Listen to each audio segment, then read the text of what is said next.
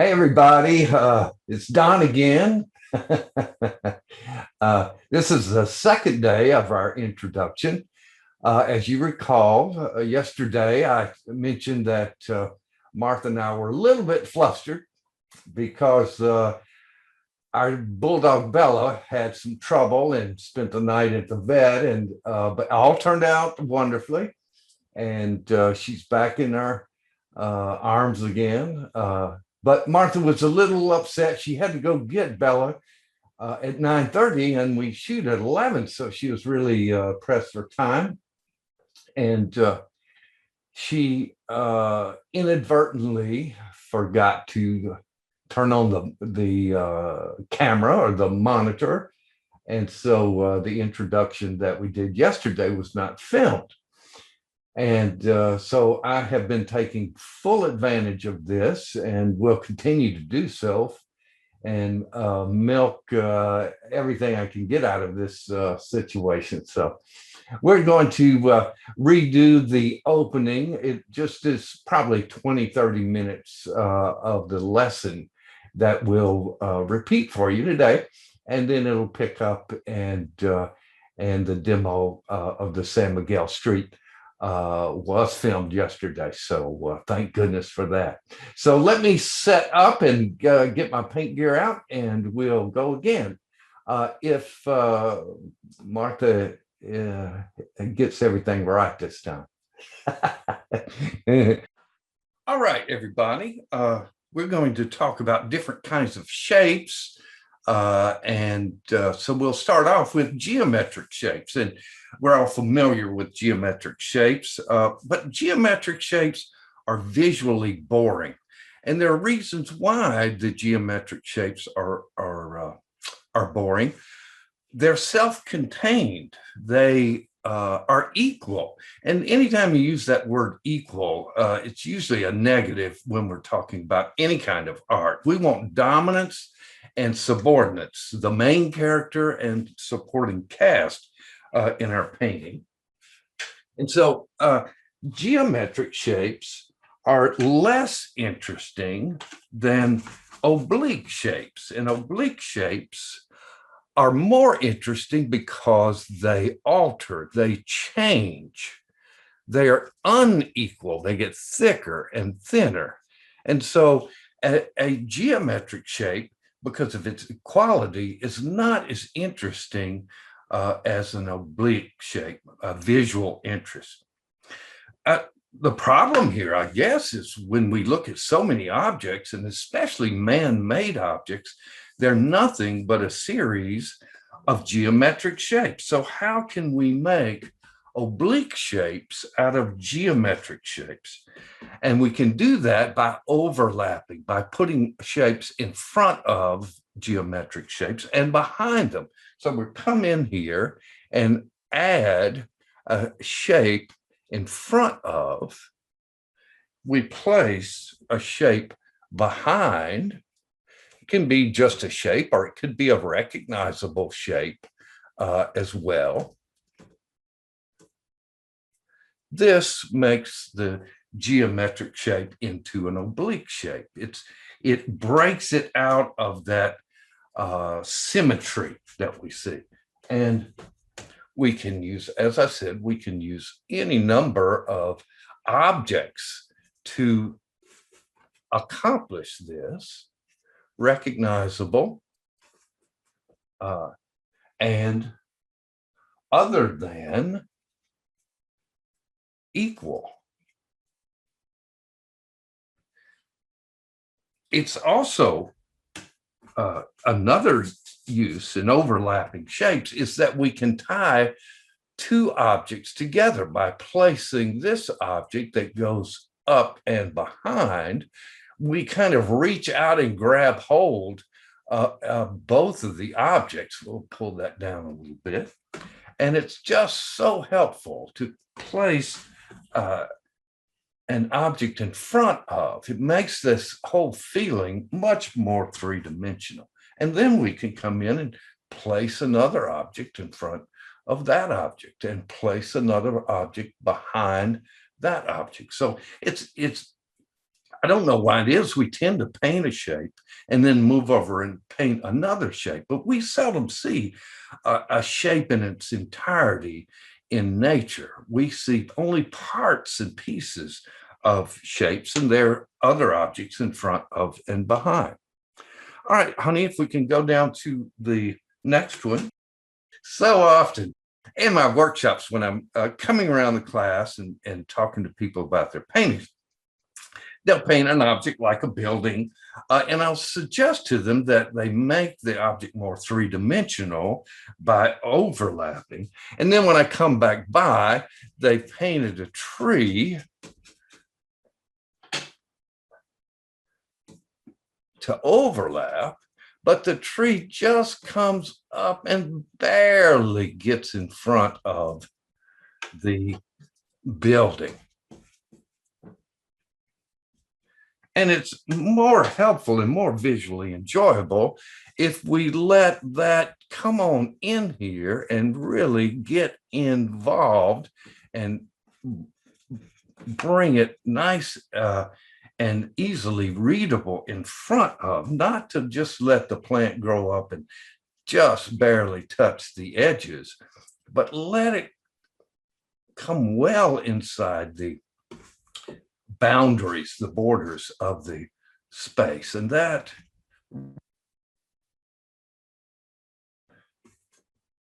we can let this shadow, use your imagination, be inventive, and allow things to readably, obviously be in front of, and then put something in front of that, and maybe then something behind that.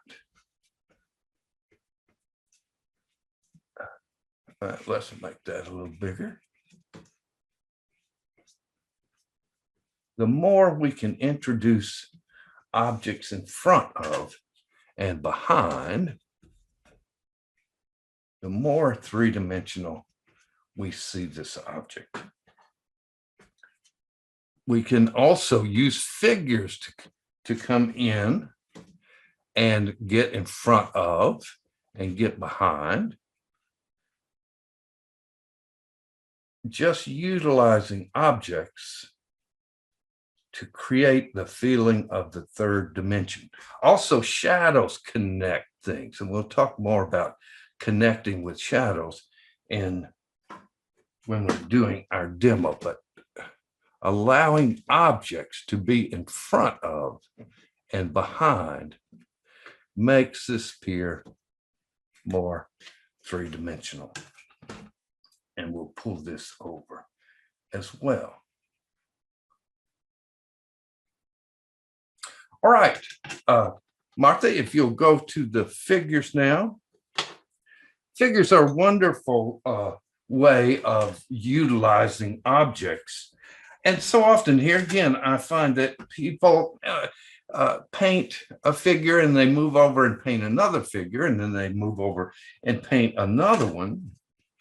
And notice next time you're walking down the street, that's seldom the case that we see figures that way. We come here and we place a head or maybe a couple heads, and we allow those figures to be behind or in front of. And that's the way we see, usually I should say, in the third dimension. We see only parts and pieces of objects. And it's wonderful.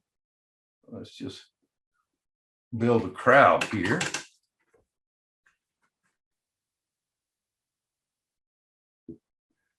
Give the impression of a group of, I should say, many objects, rather than having one or two isolated objects on the page.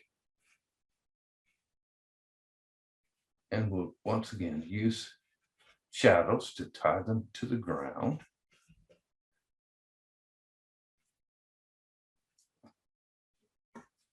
I really did a wonderful job of demonstrating this yesterday. Thank you for that, Dave. Listen, isn't there some little rule that you have when you've got all the heads on one level? Is that because it's a perspective class, but right. I don't have time to go into it. Okay, I just wondered. But yes,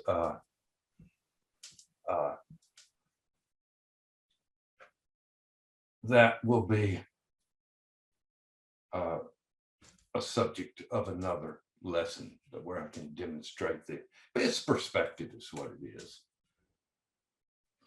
Okay, now I'm going to scoop the paper back Wait, down. don't forget his legs on the left. There, he's floating. Here? No. On the left. Oh, here. Right. I see what you're doing. I'm getting back at you. We all make mistakes, don't we, darling? Yes, we do.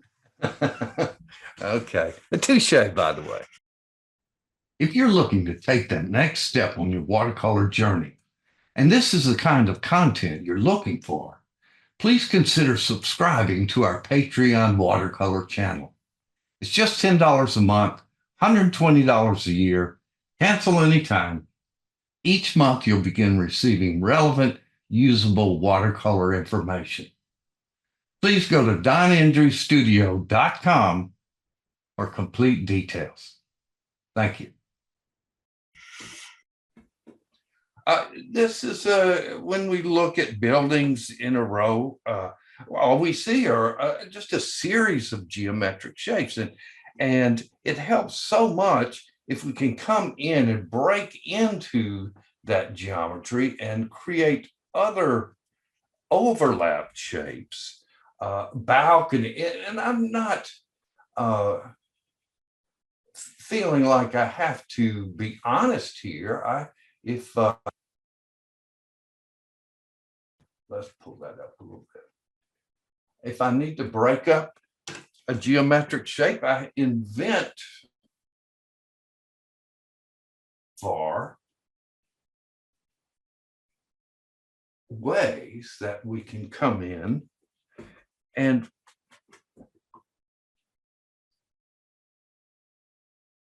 create more of a third dimension here.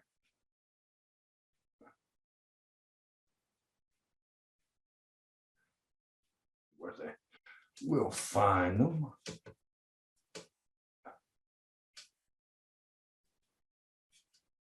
And we'll overlap those two, let them melt into the ground, alter and change a little.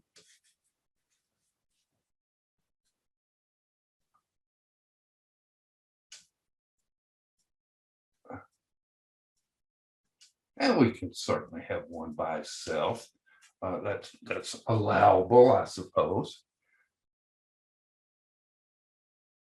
Just introducing as needed things coming out. I don't know that we have to always explain everything. I need something to come out there.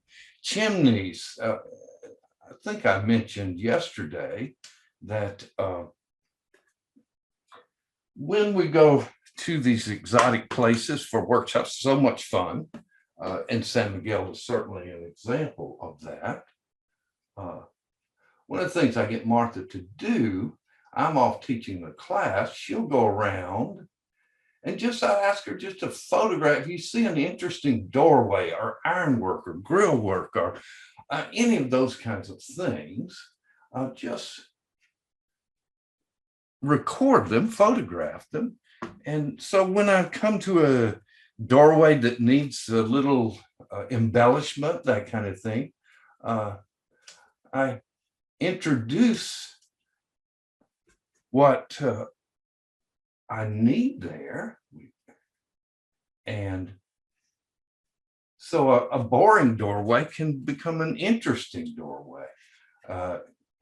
And those are always helpful. We've just got loads of of interesting chimneys and grill work and all those kinds of things.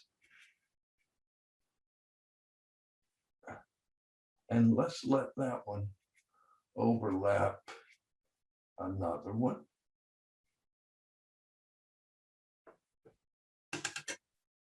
And then we'll come in and place something besides that.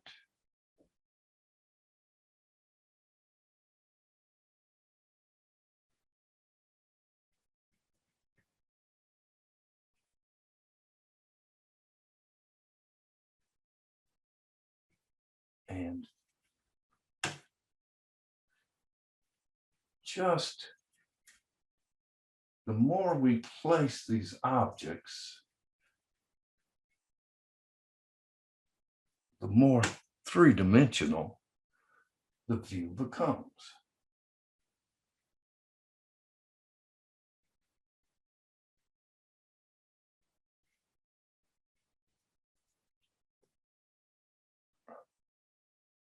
Let's see.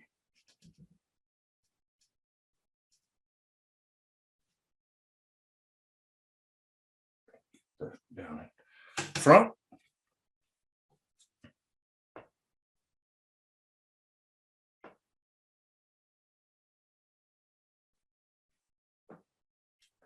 And also utilizing some value change to bring things forward and push things back. That's another concern.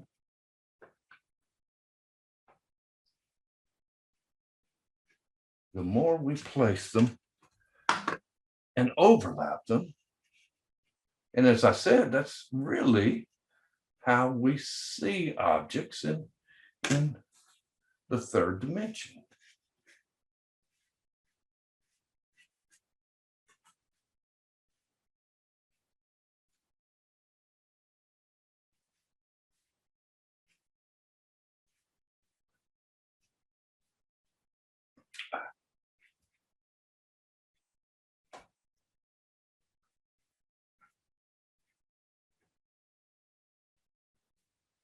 And it just makes for more visual entertainment. I like to think of myself that way, that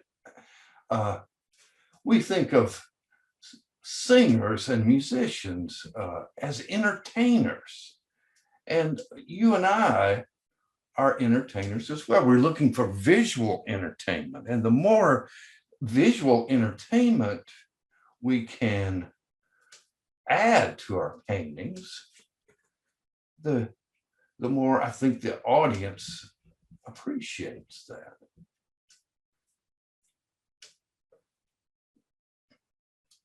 Let's see. I have a little work mat around here somewhere. So there we go. That gives a feeling of unity to the scene. All right, this is an example of a side of a building, and we're first off using a plan up close to overlap some of the doorways, using faraway plants to put in front, especially this plant here is overlapping nicely. The door's open, which is a little more entertaining. The trees are in front of, and especially our main character here. She breaks the plane of the archway by being half on one side and half on the other. And then her extended arm and the broom are very much in front of the shadow in the archway. So the more we can overlap, and I try to just continually invent if I have to. Sometimes we see them in reality, of course, but if we can place objects in front of and behind, they create more interesting shapes because they're oblique as opposed to geometric, and it implies the third dimension. So we get multiple benefits when we overlap shapes.